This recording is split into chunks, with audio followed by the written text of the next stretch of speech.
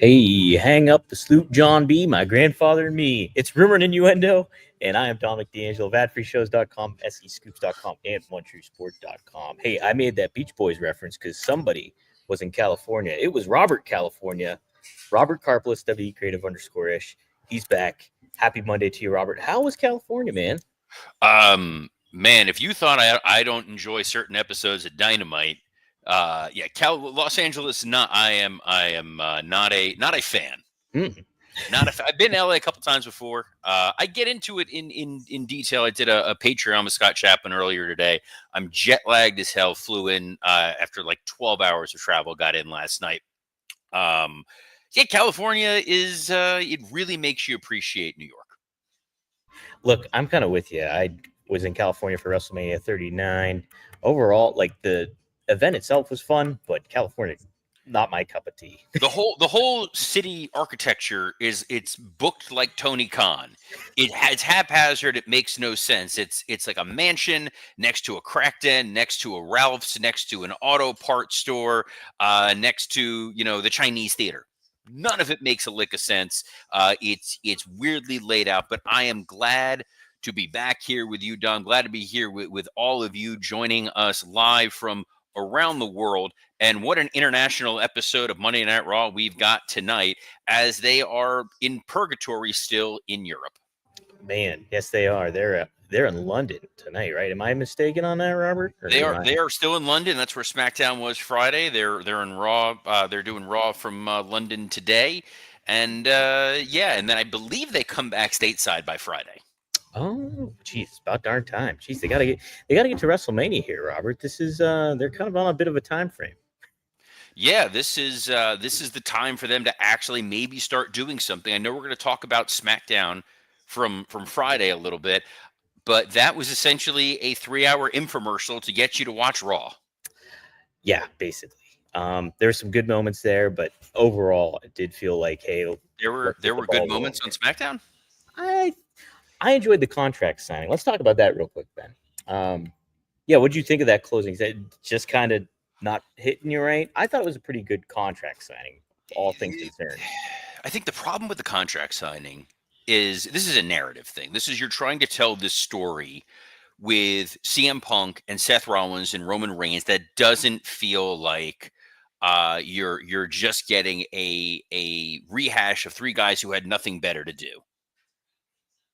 So the fact is that the reason this match is happening is because none of these three guys are challenging for a title. None of these three guys have a particularly interesting or compelling story going into WrestleMania. So it's sort of the best of what's left. This is, end the rest on Gilligan's Island. Well, I can understand that for sure. I think the part of the intrigue still is what is that favor? Because Punk made it clear The, that the, the the favor favor is the favor doesn't honestly the favor doesn't matter. The story doesn't matter because the problem is the emotional payoff, the moment that you want, we already got as far as WWE is concerned, which is CM Punk wanted to main event a WrestleMania. And they are going to lie to us and they're going to say that being in the last match on night one of WrestleMania is main eventing WrestleMania, which it is not. Main eventing WrestleMania is you are the signature marquee single match of the show. We know what that match is. right. That Yeah. match is John Cena versus Cody Rhodes. That is your headlining of WrestleMania. Punk being in the main event of night one of Mania is not main eventing WrestleMania, but we're going to have to all kind of play along and pretend that it is and get that emotionally cathartic moment where you had Paul Heyman telling Punk you're going to get to do it. You're going to get to live your dream. It's not his dream, and we all have to pretend when we know that it's not the case. Yeah, no, it definitely feels like By the way, I'm still here. I should turn my camera off for a oh, that's second, okay. so don't shrink to single screen. Okay. No, it definitely feels like that they're just kind of, hey, yeah, this is your gold watch, basically. And it doesn't really mean you're not really main eventing WrestleMania. Because, I mean, couldn't they almost like was the argument like Punk when he fought Jericho for the championship, how many WrestleManias ago? That was supposed to feel like a main event, but it wasn't. It just wasn't. So, yeah, I don't think It this it kind of lines up. diminishes it diminishes so much of what's going on with all the other big matches that we have going into Mania this year. You know, there's the Jey Uso situation where Jey Uso wins the Royal Rumble, and it's one of those. 6ix9ine says right here, so much for Jey Uso main eventing. Jey Yeah. Uso never going to main event WrestleMania. That was never the plan. That was never in the cards. The idea was they were going to use the Royal Rumble main event to launch a new guy and launch Jey Uso as the true main event Jey Uso to take on Gunther. But that was always a opening the show kind of match. We saw that with Lashley and Drew McIntyre a few years ago. They've learned that you can take advantage of 2 nights of Mania. You can take advantage of a number of different spots. And as long as you're challenging for one of the titles, that is considered a main event. The concept of being the last match, being the most important thing to these guys, is ridiculous, and it's very tough as an audience member to just watch that and say, okay, I care about that, because it doesn't really matter. What matters in terms of the world of kayfabe is, are you a champion or are you not a champion? And if you're in another type of match, there's some sort of personal rivalry or issue or situation that's going to be solved. We're fighting for the Ulafala. We're fighting for, mask versus career or something like that. There's usually a stipulation. Just the act of, well, we're going to be in the main event because we want to be in the main event, that doesn't mean anything. So if you lose and you're in the main event of WrestleMania, are you still satisfied? Yeah, no, I think what I liked about it is the star power that was in the main event segment, the main event segment, and then on top of it too, like the aspect, the added intrigue, the Paul Heyman CM Punk interaction, and it was a quick contract signing. It wasn't. It was a quick contract signing, but that's because I love the European crowds. They're great. They're wonderful. We've had too much of them over the last few weeks. So Yes. the one-off specialness of, oh, they're chanting and they're passionate and they're excited, but now you're constantly getting it, and it feels performative. It feels like an act. It feels like, well, we're doing what you guys expect us to do, which used to be the special Raw after WrestleMania, and what a wild audience. And now when you're seeing it every week, and they're doing the chant for Cody for 6 minutes, and then they're doing the chant for Orton, and then they're doing the chant for Drew, and then they're doing it for Roman and for Punk and for Seth. It's just kind of like, well, this is what we do for everybody. So now it no longer feels special. Right. And I understand it. Like, they don't get wrestling as much as we do. They don't get WWE coming to town and stuff like that. So I understand it, but it wears on you a little bit. It just seems like, I don't know, this is the aspect, but it's them getting themselves over. It feels like that's what it feels like more than anything. But still It feels like entertaining. the behind the scenes thing of trying to make these guys feel like, guess what, guys, you're main eventing. Yeah. This is like when your parents wake you up in the morning on Christmas and they go, guess what? We're going to Disney. And you wind up at Animal Kingdom. Well, it's still technically Disney. You're still there, man. Hey. You're still there.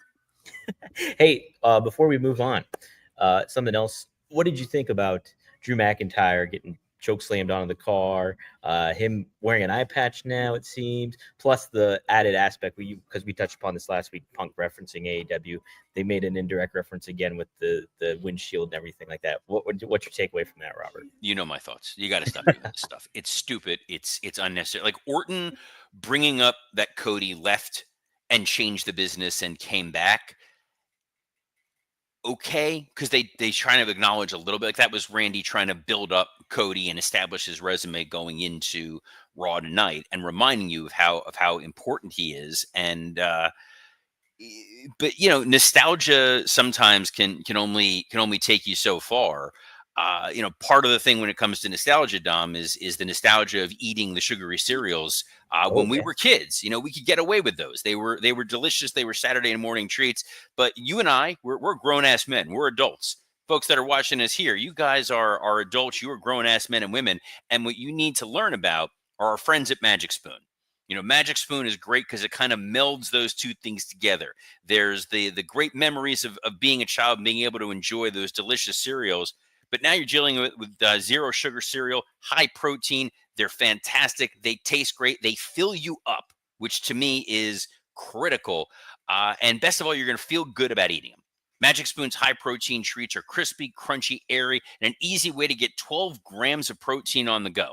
They come in a number of amazing flavors like marshmallow, chocolate, peanut butter, and dark chocolate. My wife's a big dark chocolate fan. She goes crazy for it. Chocolate peanut butter, that's always going to be my jam. And they now have granola packs. I just came from California, the land of granola. That's beside the point. But these granola packs have 13 grams of protein, 0 added sugar. They also come in a dark chocolate almond, a honey almond, and a peanut butter.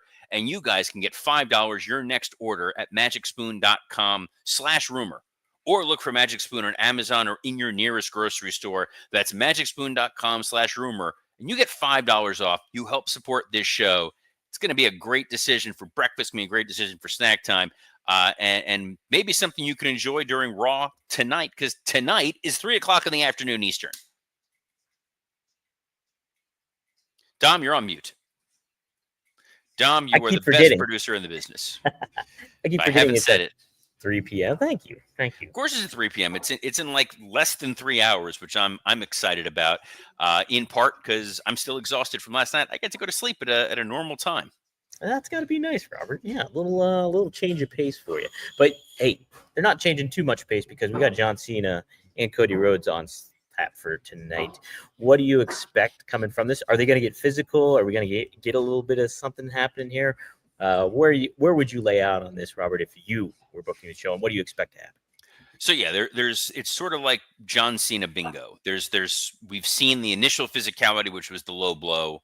We saw the Why Cena Why promo a couple weeks ago. We then saw the John Cody confrontation where Cena backed down from a challenge, which is something we haven't seen. The only things we have left are physicality and some interaction involving The Rock and possibly Travis Scott. That's kind of all we've got left. So you need to make London feel special. So I think there's going to be some degree of physicality, maybe a number of security.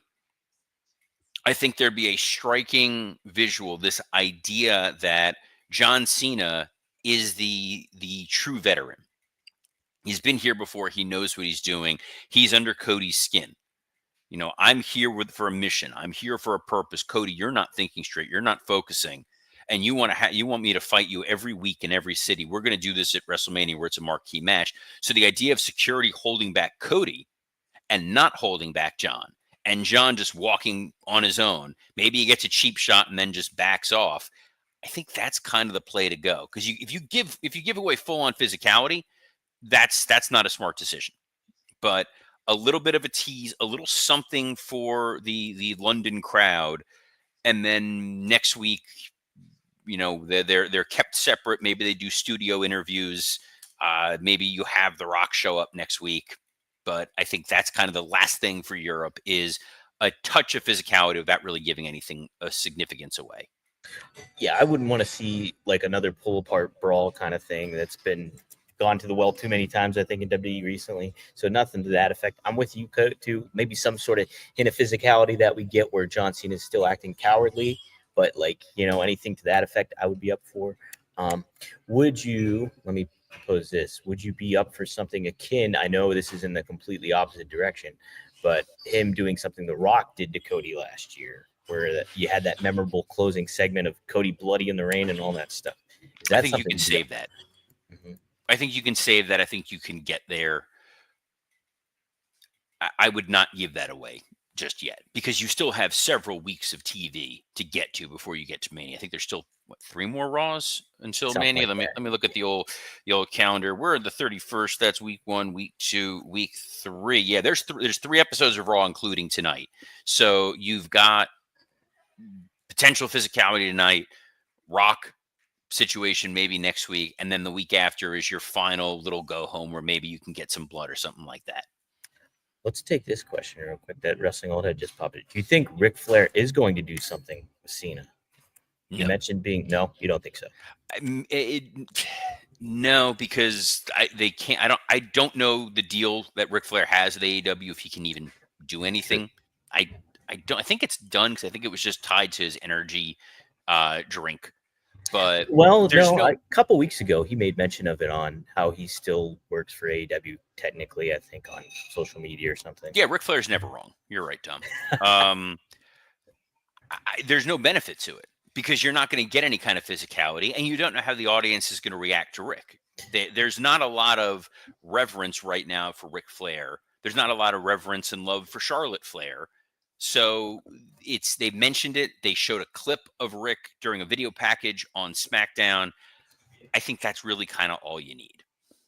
Okay. Yeah, I could see maybe more so after what happens at WrestleMania, perhaps. But even then, like, yeah, we don't know the whole situation when it comes to Rick's contract or whatever works. What else we got on here, Robert? Jimmy Uso is going to get straight up murder balled by Gunther, which I'm excited about. That should be a fun one. They've built this better than they have Jay. It's a great point. Jimmy's promo on SmackDown was good. Jimmy's is designed to get killed, and that's what he's going to do. We're going to have the emotional crux. This is the moment where people stop being polite and start being real. It's a real world reference for you kids. And Jimmy will have a good match with Gunther. It's not going to be a great match, and it's going to be Gunther hopefully destroying Jimmy, and then Jay holding his brother's lifeless body and screaming out. Again, this is the Boys in the Hood style booking. Look, Gunther's on a roll. Did you happen to catch LFG? No, you weren't. You probably didn't catch LFG, but he's been making some social media buzz because of his appearance on that episode that just happened. Why is that? So he kind of called out the Undertaker about one of the prospects that Undertaker's been coaching about, like, hey, why hasn't she been listed as a killer yet? And Taker's like they did the side confessional segment. He's like, first I was like, hey man, what are you saying to me? And then I was like, yeah, I agree with him. And then Gunther actually was like, said something too about some of Booker T's thing. He was a highlight of the episode from how it seemed. But Gunther's a great wrestling mind. He's been around for a long time. He looks suspiciously like Walter. But yeah, whatever happened to him? I think he's with El Generico somewhere running an orphanage. So yeah, good for them. Good for Bianca Belair, who's going to be a special guest referee in the Rhea Ripley Io Sky match. I like that they're turning Rhea and Bianca into Brett and Shawn. Yeah, it's kind of like that, right? So it's, I don't know, like this whole thing has been, it's overbooked. Yes, there was a direct story, which is just get to the triple threat. Instead, we're getting this weird circuitous route, and we're going to get this match tonight, which, quite frankly, could main event the show. Yeah, absolutely could. But yeah, it's like, just dive into the pool. They've been just dipping their toes here and then pulling back. It's just, this has been, overbooked, but it's also just been like, come on, just make a decision here. It feels like a lot of that stuff. But we got Logan Paul calling out AJ Styles. I would imagine that they're going to make this official tonight, right, Robert? Yeah, I think that this is a good signature spot for both of these guys. AJ deserves a WrestleMania spot, since it very well might be AJ's last WrestleMania. Remember, at one point the story was that he was gearing up for a retirement tour, and then they kind of pulled back on it a little bit. But it could be AJ's last Mania, and it's a good spotlight for Logan Paul, who works well with the flippy guys, as Dusty would say. And Logan in London makes it feel like it's a big time show. Absolutely. Yep. New Day in action. Plus, we got Dominic Mysterio and Finn Balor teaming up against. So New Day are competing so that they can get an opportunity at the tag titles, which that's fine. That's something for them to do with. Oh my gosh, I completely blank on War Raiders. I keep wanting to call them Viking Raiders, not Viking Raiders. They're War Raiders. I guess the team that they'll put them in there with is Tozawa and Otis. Yeah, that's kind of the only other tag team that exists on Raw. It's true. So yeah, why not? It's fine. And then Dom and Finn versus Penta and Braun Breaker. One team doesn't get along, and the other team probably won't be getting along after. And this feels like this will set up the Fatal 4-Way at Mania.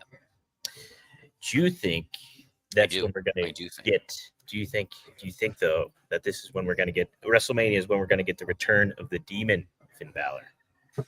No, Demon Finn. I think Demon's a babyface.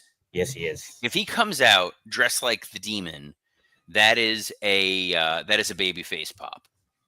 Mm-hmm. And you also lose the specialness of Penta and his face paint. It's a great point too. Yeah, and the presentation of that. So should be an interesting Raw. I'm glad it's at 3:00 like you. So I'm all for that. Robert wanted to cover something else, a couple other things that are really intriguing. This is indirectly wrestling related, but the Wile E. Coyote movie, if nobody has seen that or heard about it, it's Coyote versus Acme. It finally got picked up. It was dead in the water. Catch Up Entertainment bought it for $50 million, and it will release in theaters in 2026. The reason I bring this up, John John Cena's Cena's in that. Mm-hmm. Plays the villain in this. Perfect for the heel turn. This is kind of cool, Robert. I think the timing of it all. Looney Tunes just released a movie too that's getting good critical reviews. But on top of this too, it's kind of coinciding with what John Cena is doing, and it's just cool news. I think, Robert. I wanted to throw that out there. Yeah, on Friday, I was actually at Warner Brothers, and they were tearing down the Looney Tunes building.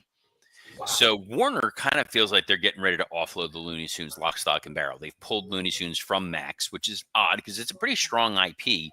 Then they made this Acme movie and then decided to shelve it, just like they shelved the Batgirl movie for tax purposes. They got a tax break for it.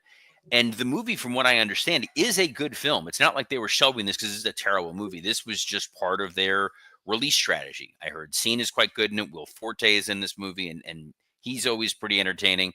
And who doesn't like Looney Tunes? And who doesn't like a good legal movie? It's a good legal drama about a great lawsuit, a products liability case. So all you torts fans out there have got to be really, really excited about this. And good for John. It'll be a little less impactful seeing him as a heel, given what we were watching right now. But by 2026 time, he might be back to smiling, jorts wearing, Make-A-Wish guy. I think that's what we're gonna get. And I love the intersperse of like animation with live action. Takes me back to the Roger Rabbit days. So That's I'm literally all our for that. show. Your cartoon character. Sometimes you're literally standing against a brick wall, Yeah, as if true. you're going to burst through it. It's like the brick wall and the lamp. It's like you're on a stage. You're doing like a one man show. Stage reading, if you will. Hey, you helped stage a little something at Boca Raton Wrestling not too long ago, and we happened to have Big Boom AJ teasing a feud with your man MJF. Wait, what? You didn't where see have I this? been? No, okay. I left Thursday morning. I go on a wrestling blackout, and I just got back last evening and watched wrestling this morning in time to do a Patreon with Scott and this. So I know nothing about the world of wrestling. What did Big Boom AJ say do? So set the context for you that you know, but the listeners might not. AJ made an unexpected appearance at the Boca Raton Championship Wrestling event on December 15th, 2024, looking to further his feud with QT Marshall. At the time, Marshall was wrestling MJF. QT Marshall. You put some respect on his name. Marshall. After delivering a powerful punch to QT, AJ came face to face with MJF. Now he's reflecting on that moment and discussing a potential match with the former AEW World Champion. I believe this was with Justin Barrasso, formerly of Sports Illustrated. He said, "Listen, MJF, if you want to be on the wrong side of Big Boom AJ, you never know when we might meet one day in the ring. But know that when we do meet in the ring, I'm bringing the boom." Wait, this was Barrasso? I believe this was Barrasso. I'm texting Barrasso right now. Let me double check on that before you do that. I hope so, because if I text him and bury my friendship because of a damn it Dom moment, that's going to suck. But look, the moment was great. Crowd was fully bought in on what happened. AJ is a good media personality type. MJF is, he's MJF. He's going to make anything work. I wouldn't be opposed to it. I think it'd be a good little viral moment for these guys. And it's not quite AJ Styles and Logan Paul, but why the hell? The crowd popped huge. And whoever came up with that spot, whoever came up with that moment, a certified wrestling genius. Whoa. Dom, I am not the only certified wrestling genius that you host a podcast with. We got to know, how is Mr. Greg Gagne's back doing? Well, he's all right. He wasn't on the last week's episode. It was just me and Magnum TA talking straight talk with the boss. And you can check that out right now on FullHorsemanNetwork.com. When he returns, will you play that he's back and better than ever? Yes, absolutely. That was on the docket, Robert. I downloaded the audio for that. Hey, coming up, when you finish this, you can check out live RVD. Well, the episode just posted, me and RVD. We cover Mafia and all the stuff that happens in Vegas. And plus, Tom, there is no Mafia. What was that? Wait. Yeah, you're right. There is. Exactly. We also discussed too something we discussed months and months back. Could a mafia angle work in pro wrestling? And we kind of discussed that Like a little a bit. main event mafia of some sort, Like sort of something like that. like Yes. your cousin Tony D'Angelo, That's exactly it, Robert. Exactly it. So you can check like that the out. full Right. blooded Italians. That's right. That and Tommy I've Rich ruined your helped us entire out. show with Robin. I'm okay with it. You don't plug us on there, we're gonna bury him I here. did But plug us on there. I did yeah, plug us. okay. Well, welcome for those of you tuning in from Robin and Hey, Them Show. Hey, hey, myself and Scott Chapman recorded a Patreon this morning since I was away. I talked all of Dynamite from last week, as well as SmackDown and some of the upcoming bookings for Dynasty and WrestleMania.